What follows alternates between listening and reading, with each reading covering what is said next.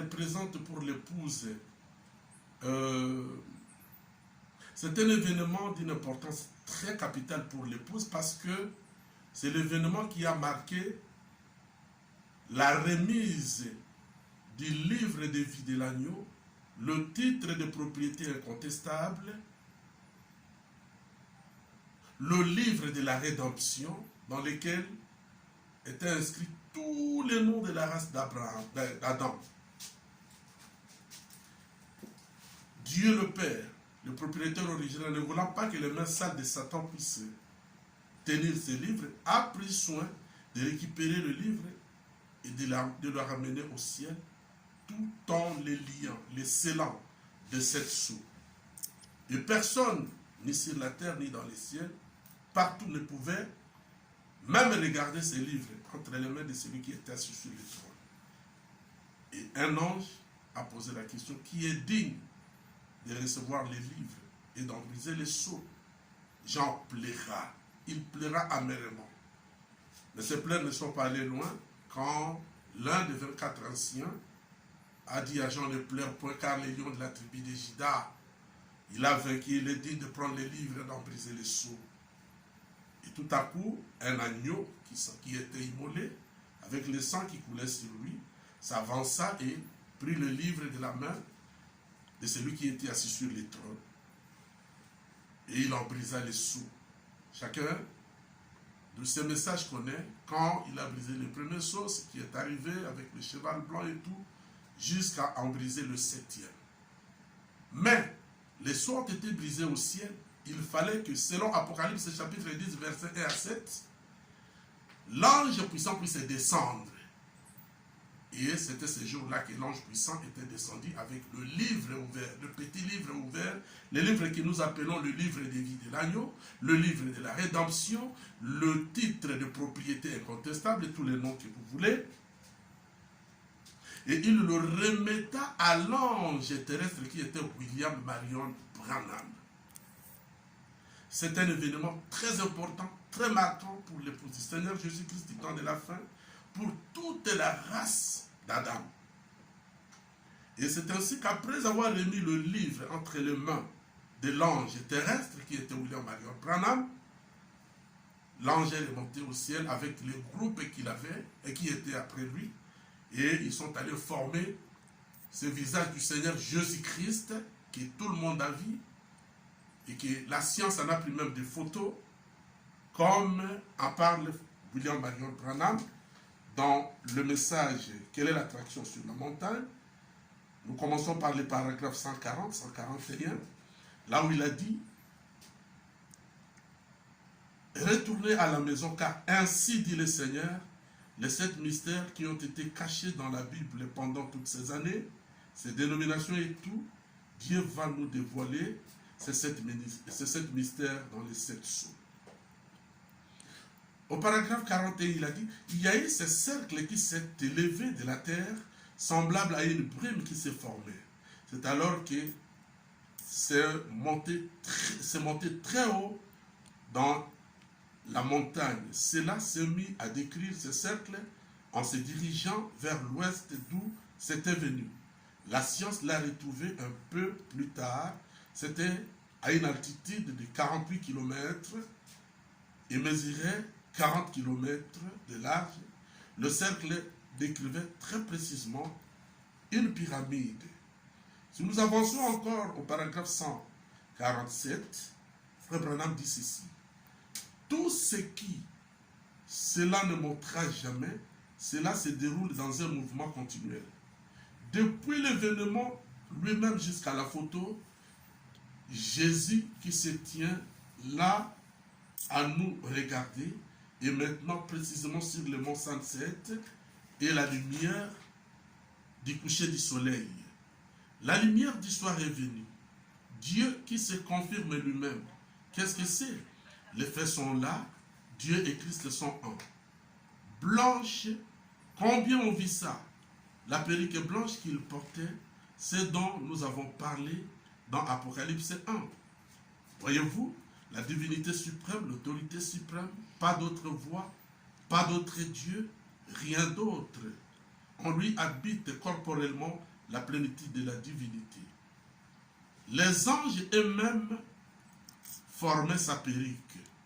Et là, Frère Branham dit, Amen. Et au paragraphe 148, il continue, dit, qu'est-il arrivé sur le mont Sunset? Dieu qui confirme sa parole. C'est la raison de tous ces bruits. Remarquez, c'est Dieu qui accomplit de nouveau sa parole promise de Apocalypse, chapitre 10, versets 1 à 7. Et qu'au jour de la proclamation du message du septième ange, le mystère de Dieu serait mené à terme. Le mystère caché d'Apocalypse 10, 1 à 7, le dernier message au dernier âge de l'Église, ce qui accomplit exactement en cet âge, Luc 17, 30, le jour où le Fils de l'homme se révélera. Voilà. Et au paragraphe 152, Frère Branham dit, et le Dieu du ciel a promis que le temps du soir aurait la lumière. Et le Dieu du ciel a promis que le temps du soir aurait les lumières du soir. Il y a 3 ans, ce mystère était une prophétie. Messieurs, quelle est-il? Mais maintenant, c'est de l'histoire, c'est du passé. Et Frère Branham en parle encore dans le livre de 7 sceaux, à la page 77, au paragraphe 50 jusqu'à 53, et même au paragraphe 32, il dit que ce livre qui était fermé dans Apocalypse chapitre 5, ici dans Apocalypse chapitre 10, ce livre est ouvert. Maintenant, ce livre est remis à la race humaine ces jours-là. Et maintenant, quitte à la race humaine, c'est-à-dire la sémence d'Adam, l'épouse du temps de la fin, de prendre ce livre et d'en garder. Et Frère Branham dit que ce livre ne sera plus gardé entre les mains des êtres humains à la portée de main, mais ce livre maintenant doit être gardé dans les vases de terre. C'est-à-dire nous devons manger ce livre, manger ce message, l'avaler. Dans la bouche, ça sera doux comme le miel, mais dans les entrailles, ça sera amer, plus amer. Mais ne le vomissez pas. Voilà ce qui marque l'importance, l'importance de cette nuée de 28 décembre. Voilà ce que ça représente pour l'épouse. Donc c'est les jours où l'ange céleste, le Christ, qui est enveloppé d'une nuée avec l'arc-en-ciel sur sa tête, c'est ce jour-là où il est venu remettre le titre de propriété incontestable à la race d'Adam, l'épouse du temps de la fin, parce que c'était prévu, c'était une promesse de la parole de Dieu et qui devait s'accomplir selon Apocalypse chapitre 10, verset 1 à 7. Et c'était ce jour-là que le livre est remis à l'épouse, mais pas directement à l'épouse, mais par l'entremise du prophète du temps de la fin, l'ange terrestre qui est appelé William Marion Branham. Et cet événement, ce jour-là, ils étaient venus 7 anges. Et il y avait un ange remarquable qui regardait Frère Branham, bombant sa torse, et ils avaient ramené Frère Branham dans leur constellation. Et c'était là le temps où il remettait, l'ange céleste remettait les livres entre les mains de l'ange terrestre, William Marion Branham. Et maintenant, à leur remonter au ciel, pour rentrer au ciel, ils ont formé cette nuée que vous voyez, que nous voyons tous, et qui est dit partout dans le message de Frère Branham. Voilà, donc c'est ça l'importance. Mais quand il s'agit maintenant de la deuxième question, est-ce qu'il est, vu l'importance de l'événement, est-ce qu'il faut maintenant faire la commémoration de cet événement chaque année, le 28 février? Moi, je dirais que Frère Branham lui-même, le 28 février de 1964, il n'a pas célébré l'événement. Bien sûr que le 28 février de 1965, le prophète était déjà dans la gloire. Maintenant, pour ce qui est des frères ou des sœurs qui commémorent cet événement, moi je n'ai pas à les condamner parce que c'est un événement d'une très grande importance. Mais moi, honnêtement parlant, je n'ai jamais commémoré cet événement et je ne condamnerai jamais ceux qui commémorent cet événement, si nous tous dans les messages de Frère Branham, nous pouvions nous entendre pour que cet événement soit commémoratif, moi je ne vois pas le mal là-dedans, parce que c'est un événement qui marque vraiment la remise de notre titre de propriété. C'est maintenant que là, c'est maintenant là-bas que nous connaissons qui nous sommes et que nous connaissons nos droits.